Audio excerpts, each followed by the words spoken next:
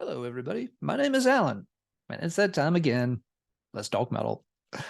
All right, for tonight, I'm kind of following up on a conversation that's been bouncing around on different YouTube channels regarding being a completist when you're collecting heavy metal records. A completist means that, of course, you're trying to get everything possible by a given band, a given label, a given time period, a given genre, whatever. And it's something that's not unique to heavy metal. People try to be completists in other types of music that folks like to collect, and of course in other hobbies. Um, I am on record as not being a completist. There's very few bands I even am remotely close to being a completist about, but we'll talk about those some other night. This time I want to really focus more on why I'm not a completist. As I said, folks have been discussing this on different channels. I kind of picked up on it over on Scott's channel, No Solution, where he's done a couple of videos, and the titles kind of, get your attention. One of them is entitled, just how many obituary albums do I need? And, to a completist, the answer is all the obituary albums. To a lot of folks, though, you stop and think, it's like, well, how many do you need? Do you just need the early stuff, the classics? Just the ones you like? There's a lot of ways to answer that question. And Scott's, video was based on stuff done on other channels as well. He referenced a video over on Tommy Burton 75, where he had, sort of been talking about the fact that there are certain bands that he's never really investigated because he feels like he doesn't have time to go down that rabbit hole. It's like, I would probably really like this band, but if I listen to an album or two and enjoy them, and they've got 12 albums in their discography, that's all this time, and I just feel like I don't even have time to go there, so I just try to avoid it. Because if I start down that, I'm a completist and I got to get it all, I got to hear it all. And those are kind of the points I wanted to observe and comment on tonight. First and foremost, so everybody should always collect in the manner that they want to collect. If you want to be a completist, that is absolutely fine. I'm not judging you about it. So I'm not saying it's wrong or bad or anything like that. If being a completist about certain things makes you happy, sure, go for it. That is fine. Trying to be a completist, though, it's something I think that a lot of us at some point think we're going to be or feel that we have to be. Especially when you start out and you get really passionate about something for the first time. You really get into heavy metal when you're a teenager or whatever, and you just feel like, yeah, I'm going to get all the Metallica stuff. I want to have all the Iron Maiden releases. I want to have all the singles with all the cool Eddie cover arts. I want to have all the baseball cards for my favorite team. I want to have all the X-Men comic books. I want to have all the Beanie Babies. Whatever it is that floats your boat. A lot of people, you go through that phase where you want to have all of it, not just one or two, not just a few. You want everything. You want to be completist about it. But being a completist is not an easy thing, and there are maybe some hidden costs to it that we don't always factor in right away. And some of these are kind of why, I moved away from trying to be a completist. I was like the person I just described early on, collecting heavy metal, being really passionate about it. Yeah, there was a time I thought I was going to get every single Iron Maiden release because all the cover artwork was so cool and the music was so cool. And I started piling them up, all the different 12-inch singles and EPs and picture discs and stuff that I could. But along the way, I realized there's a lot more Iron Maiden stuff than I realized when I started down this road. Do I really need all this stuff? One song in particular really started to drive this home for me regarding Iron Maiden. It was Run to the Hills, because Run to the Hills tends to show up on everything Iron Maiden releases. It's on every live album. It's on every bootleg. It's an alternate remix, Dance Party Club Edition on the B-side of every other single released in Australia and Japan. And I started realizing over time, I was like, I just don't want to hear this stupid song anymore. It's not a bad song, but I was hearing it so much. It was showing up on so many different things I had. Just like, oh God, this has another version of Run to the Hills on it. Why do I have all these versions of Run to the Hills? Well, it's because I keep getting all these different Iron Maiden items, and they all seem, there's a handful of songs that show up more and more frequently as these things pile up. Do I want all of these? And there was sort of, an important point there for me where I came to realize I really don't. I'm never going to take these 12-inch singles out to play them. I don't need to take this out to hear Run to the Hills again. I never need to hear Run to the Hills again. Again, good song, but it kind of got burned out on it. I'm never going to take this particular 12-inch out to hear the live version of Run to the Hills on the B-side. So what's it doing? It's sitting here, it's taking up space. Space is one of the first things that becomes a bit of a problem. If you're trying to be a completist about a lot of bands, and a lot of bands that have big catalogs, the sheer volume starts to add up a lot. And that can be a real factor, especially for folks. We all have a finite amount of space where we can store this space or where we can store this stuff, unless we're just going to start cramming it in storage lockers and under the bed and places that you can't access it, in which case it doesn't seem like it's really doing you any good. Just like, yeah, I've got, 100, Iron Maiden live bootlegs. They're locked up, in a storage garage on the other side of town. If I wanted to hear one of them, I'd literally have to kind of plan my week around stopping by after work one day and digging out the one I want. Nah, that doesn't seem like a great way to approach it. Other than space, this stuff costs money too. And I think for a lot of people, we always think that money is the limiting factor. That if we only had more money, we could just buy all the records we wanted. My son, has mentioned that before, saying, hey, Daddy, if you won the lottery, you could buy every record you wanted. Wouldn't that be? And he's like, wouldn't that be awesome? And I'm thinking, man, just like, I don't know if it'd be awesome or not, because I could buy them, sure, but what would I do with them? Because I wouldn't have time to play them all. And they would just kind of pile up here, and what would I do with them? And, money is certainly an important factor. Don't get me wrong. And I realize for, a lot of folks, it can be a very limiting factor. We can only buy so much. Heavy metal collecting and being rich are two things that do not seem to align very often. I don't run into a lot of, wealthy metal collectors who can just buy anything they feel like anytime they feel like it. I've known a few, but very, very few. A lot of metal collectors have to work on a much tighter budget than that. And so again, we feel like, it's all about the money. So if it is, partly all about the money, then why do we spend our money completing, collections and stuff, especially when we know that some of those records are things we might not like? In my case, why did I want to keep spending more money on, Iron Maiden oddities that had the same handful of songs that I just didn't want to hear anymore? Doesn't seem like a great use of what limited funds I had. It's just like I can only buy a handful of metal stuff every month. If I buy this, great, it's Iron Maiden 12-inch, number 14 for the collection. That I'm really not that excited to even hear. And that's money I can't spend on something else that I might be excited to hear. Something else I want to hear, something else I'm curious to check out because I don't know what it sounds like. Is that a good use of my money? It didn't feel like it. That's one of the reasons I kind of moved away from being a completist about collecting stuff. But kind of back to the story about my little boy and winning the lottery and getting all these records at once. I think we start to realize over time that money isn't the absolute limiting factor when it comes to collecting, especially when it's something that's like records where you're supposed to play them, you're supposed to interact with the thing. It's not, if you're collecting, I don't know, plates or something, you buy the plate and what are you supposed to do with it? The only thing you can do with it is, put it on a shelf and look at it. Okay. But with music, you're supposed to kind of listen to it. And that takes time. And I think time becomes the real constraint that most of us have to deal with in collecting music. This was something, a point Scott was making in his video on the No Solution channel.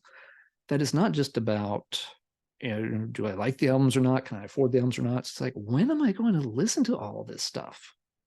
In his example with Obituaries, like I could buy the new Obituary album. Do I want to sit down and spend a bunch of time playing it? I don't know. I've got all these other Obituary albums and I don't play them. With me, it's the Iron Maiden thing again. Do I want to buy another Iron Maiden live album? I don't even know how many gigabytes of live Iron Maiden shows I still have on my hard drive. I never play them. Why do I need to buy this new 2 CD live set?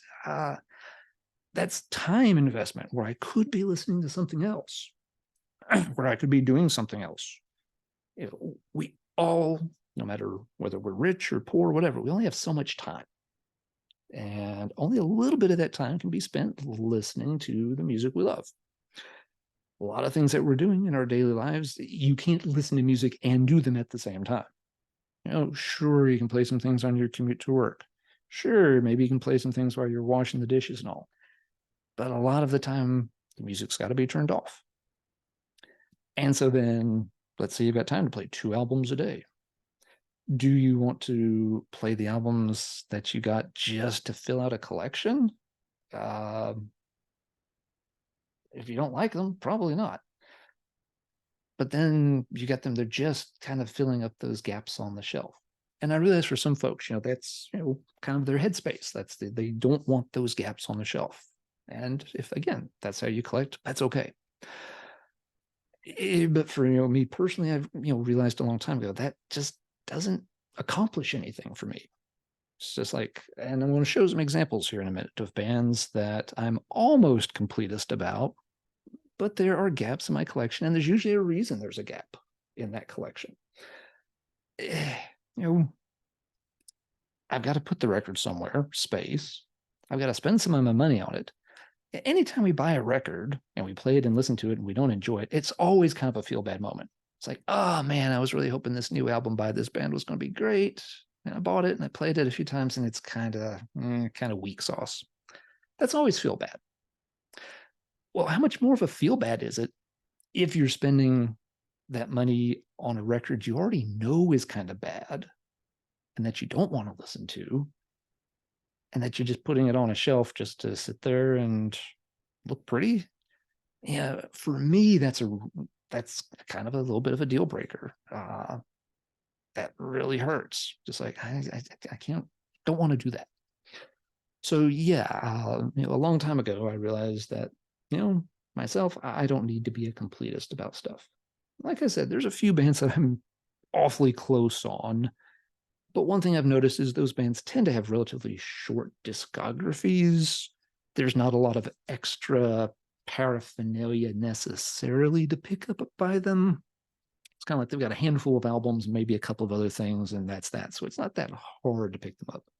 But there are also ones where I really do enjoy all the material. Some of these bands I'm about to show, these are all great bands that I like, excuse me, quite a bit. But I don't have all their records, and there are reasons. Let's go through a few examples here. First up, perennial favorite among death metal fans, Bolt Thrower. Fantastic band, one of my favorites, one of the most consistent bands in death metal. I have all the Bolt Thrower albums except one. I don't have Mercenary. I think I may have owned it at one point, or maybe I just had a CDR of it. It's been probably 20 years ago, maybe more at this point. I remember when I heard it and played it a few times, there were 2 problems. One, it struck me as a little bit weak by Bolt Thrower standards. Not bad, not awful, just like, this is not one of the better Bolt Thrower albums. And it also struck me as being kind of just another Bolt Thrower album. I mentioned a minute ago, Bolt Thrower is very consistent throughout their catalog. That's often touted as a very good thing. It can, however, mean that the albums start to run together once you hit a certain point. If you only have 2 Bolt Thrower albums, all sounds amazing. Add a third, add a fourth, that's great. There's some variations, of course. Battle There Is No Law doesn't sound exactly like the ones that came after it, for example. But with a lot of bands, as they kind of go over the years, they start to get into a little bit of a zone where they have sound they're comfortable with, that's popular with a lot of their fan base, that does well for them. And so they kind of stick pretty close to it. And I think by the time Bolt Thrower gets to Mercenary, they're starting to get in that kind of niche. They're like, okay, we know what to do. We know how to do it well. We know it's going to get a pretty favorable reaction. Let's just do more of it. And by the time Mercenary's out, you've already gone through 5 Bolt Thrower albums. It's like, okay, am I ever going to play Mercenary over any of those other 5 that came before it? Hey, that's kind of a hard sell, I guess. At some point, sure, I'll sit down and spend a week on the whole Bolt Thrower discography. Maybe I dust it off once in a great while just to kind of remind myself what it is because I haven't played it forever. But then why did I spend money getting it? Just so I could play it once every few years? I can listen to it online if the urge ever strikes me. So, Bolt Thrower is a case where I don't think Mercenary is necessarily a bad album, but it kind of feels like it's just another Bolt Thrower album that would probably never, ever get played. If I'm in a Bolt Thrower mood, I'm reaching for the first 5, and, every now and then, yeah, those are once loyal. Pretty good. I'll break that out from time to time. Yeah, I like some of the stuff on the other one. Oh, let's see, the one that Carl doesn't sing on. Sorry, name escapes me at the moment. But yeah, that album, pulling up my list here so I can take a quick look. What came after Honor, Valor, Pride? Yes. Honor, Valor, Pride has a couple of songs on it I really like. So yeah, that one, comes off to at least getting a few songs played from it from time to time. Mercenary never had a song on it that I was really attached to, so it kind of just feels like another Bolt Thrower album. Will I ever complete the Bolt Thrower discography? If I found a copy of Mercenary for like, $5-7 in a used bin, I would probably pick it up. It's been a while since I played it.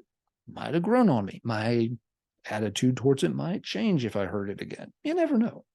I'll take a chance on that when I cross it someday, but I'm not going to go out of my way to hunt it down. I'm not paying $15.99 for a brand new CD copy. I'm certainly not paying, $28, $35 for some vinyl reissue of it. Don't need it that bad. I just don't feel the need to be completist there. Got plenty of Bolt Thrower to listen to as it is, without picking up, this album that didn't really impress me when I heard it back in the day. All right, band number 2 is Riot. This one may seem a little surprising to those of you who watched the Heavy Metallurgy stream where we covered our 10 favorite bands. This is my favorite band of all time in heavy music. And I'm not a completist about them. There's 2 studio albums I don't own by Riot. Now, in this case, Riot's got a huge catalog. I think it's like 18 albums or something. So there's a lot of them you got to get. And I do have most of them, but I don't have Restless Breed, and I don't have Narita. Here's a case, too, where I've had both those albums in the past, excuse me, and they just didn't do a whole lot for me. I've always kind of felt like Restless Breed is their weakest album. They had changed vocalists. They hadn't really found a new style. They felt like they weren't quite comfortable with, what Rhett Forrester's voice brought in yet. There's a few good songs on it. Again, it's not a complete failure of an album, but I've never really gotten into it. And with Narita, again, some decent songs on it, but I like the other 2 Guy Speranza era albums a lot more than Narita. So if I want to hear something from that era of Riot, or I've got Rock City, I've got Fire Down Under, Narita's a distant third on the list. So there's not a lot of, reasons compelling me to own either of those albums. If I want to hear Rhett Forrester with Riot, I'll listen to the excellent Born in America. Don't need to listen to the so-so Restless Breed. And again, there are other folks who are big fans of those albums. That's fantastic. They're just not the albums for me. They're ones I've looked at picking back up. Again, would I give $4.99 for a used CD copy of Restless Breed to add it to the shelf? Yes, I would. Would I pay, $11, $12, $17, order it from somewhere and add in the $6 shipping to a copy? No, I won't. I actually had a chance. I found a copy of Narita for like $6 on CD on Discogs recently. It's like, okay, I'll pick it up for that. But then again, I got to think, like, well, I got to add $5 for shipping. There's really nothing else I want from this vendor. Do I really want to pay $11 for Narita just to say I'm one step closer to having the whole Riot discography? Yeah, again, if you want to be a completist, that's absolutely fine. But you should never feel like somehow your collection is better if you're closer to being complete in some category. And nobody should ever try to measure their true metal street cred in the number of Riot albums or how much of the Black Sabbath catalog they've got on the shelf, or how many Overkill or Destruction CDs they own versus that they're still missing. We shouldn't measure or judge ourselves in that way. Yeah, I decided, I really don't need to spend those $11 on an Arita CD. If I find it in the wild for that price, yeah, I probably would pick it up. Yeah, it's not a terrible album, but I'm not going out of my way. I'm not spending a lot of money on it. I just don't feel the need. Up next, band number 3 that I'm almost completist about is Halloween. This is another band like Iron Maiden back in the day. I thought I will get everything this band ever did because they are one of my favorite bands. I love them to death. But you kind of quickly realize there's a lot of weird, goofy singles and 12-inch EPs and picture discs, and how many versions of Dr. Stein do you need to hear on all these things? Yeah, and especially, this band also has a very long discography with different eras, some of which I like more than others. The albums I'm missing with Halloween in particular are Pink Bubbles Go Ape and Chameleon. I owned Pink Bubbles Go Ape. I bought it as a very expensive import CD back in the early 90s because that was the only way to get it. I was absolutely rabid to hear it because I loved all the early stuff so much. Most people will agree Pink Bubbles is relatively weak. Has a few very good songs on it, but also has a lot of filler, a lot of ideas that weren't coming together. The band was obviously in a lot of turmoil. There were some creative tensions even after Kai Hansen had left. Different people wanted that band to move in different directions. They had label issues, they had management issues, and you can kind of hear it because the album's a bit of a jumbled up mess, but it's a paragon of order and righteousness compared to what happened on the Chameleon album. At that point, it's almost unfair to call it a Halloween album because everybody was just, writing in their own little camp. They weren't communicating with each other very well. They each brought in a handful of songs. They did. No one else gets to touch my songs, and we're doing these songs, and okay, now we do your songs. It just a lot of disconnection. You can hear it. The album's, kind of famously bad in my opinion. It's a mess of an album. I had both those in a Discogs cart within the past month. It's like, I could just go ahead and pick them up, just have the Halloween discography finished out. I think Pink Bubbles was going to be $7 and Chameleon was going to be $5, like $12 for the two, or maybe it was like 13 for the pair. But then I got to add the shipping, and I've got to add the sales tax, and it was going to be like $21 to get the two. These were the cheapest copies I could buy in the US. I'm like, why am I going to spend $21 on a pair of albums I don't like?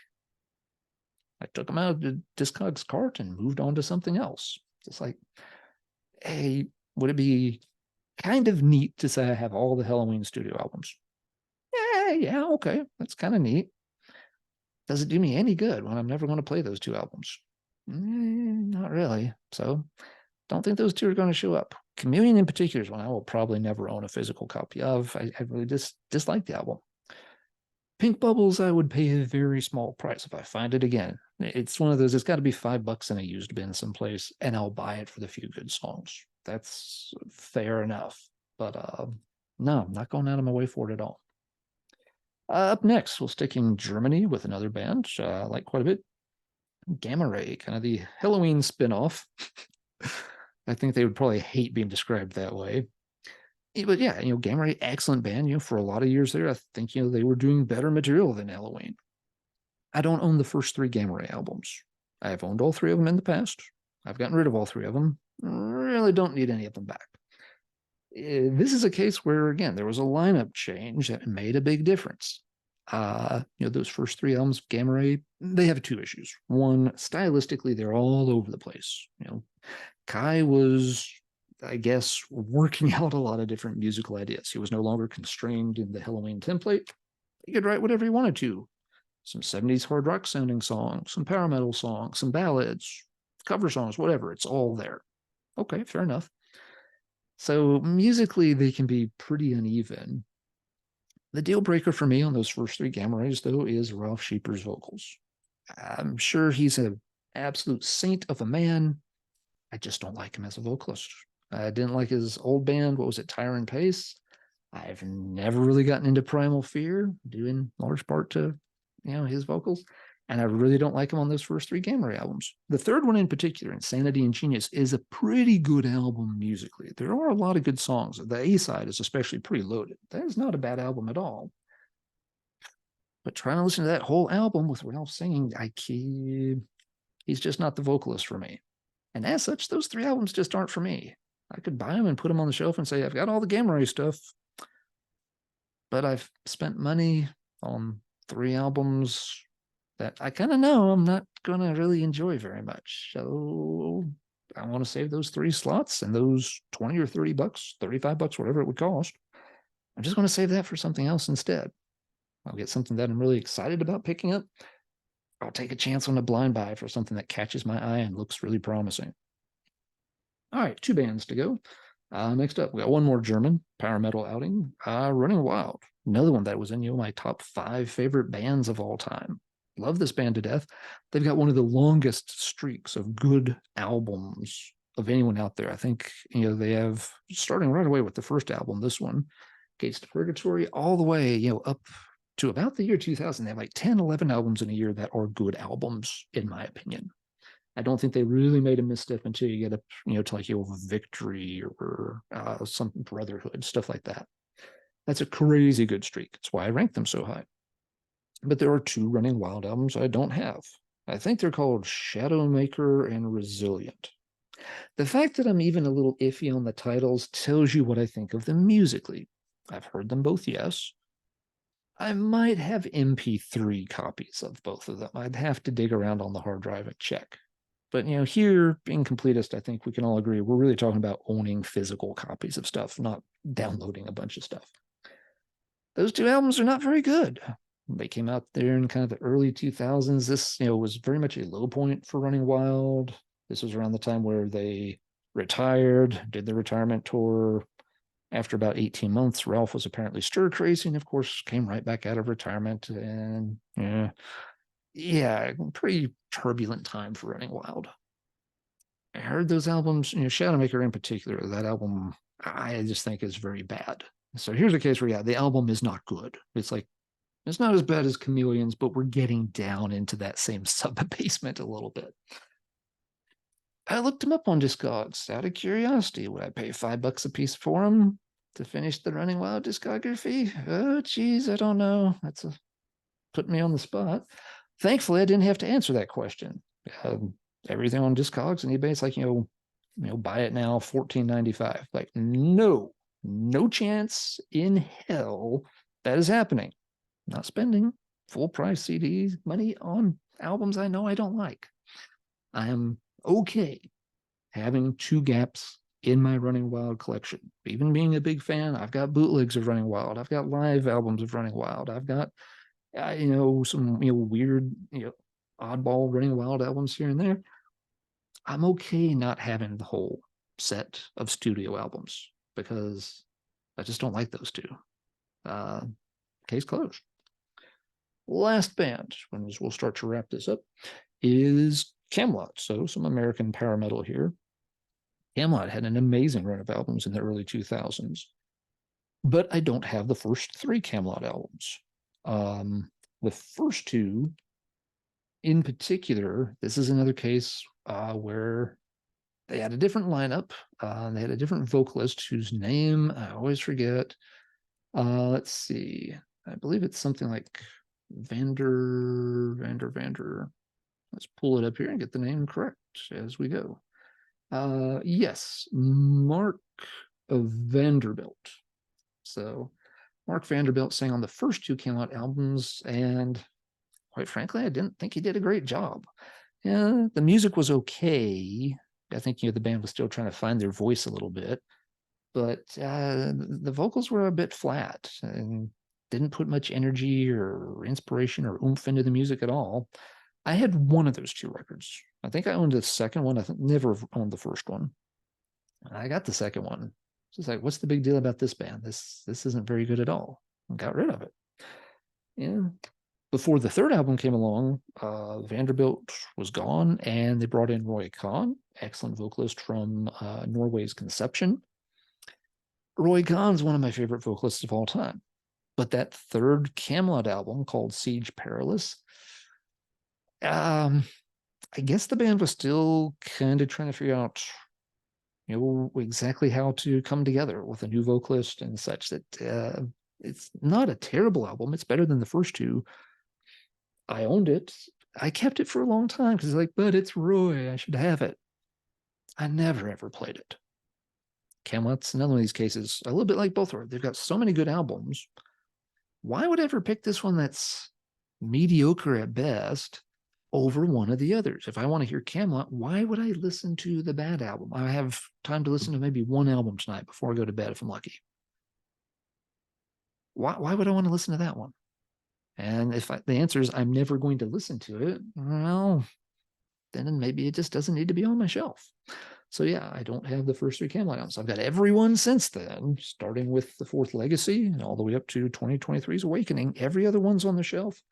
There's a live one back there. There's a best of European only edition with a bunch of rare B-sides back there. There's 2 or 3 copies of some of them back there because I'm a sick little monkey and I love Camelot and I've got a lot of Camelot.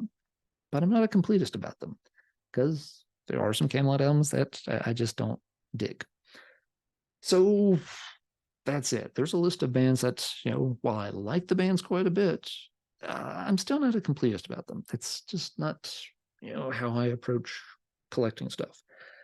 In a way, maybe to wrap this up, you can make a little bit of an analogy between, the completist collecting approach and the way people approach things like, being sports fans and pulling for their teams. I've noticed over time, every team has its fans. And you can almost universally divide fans into 2 groups.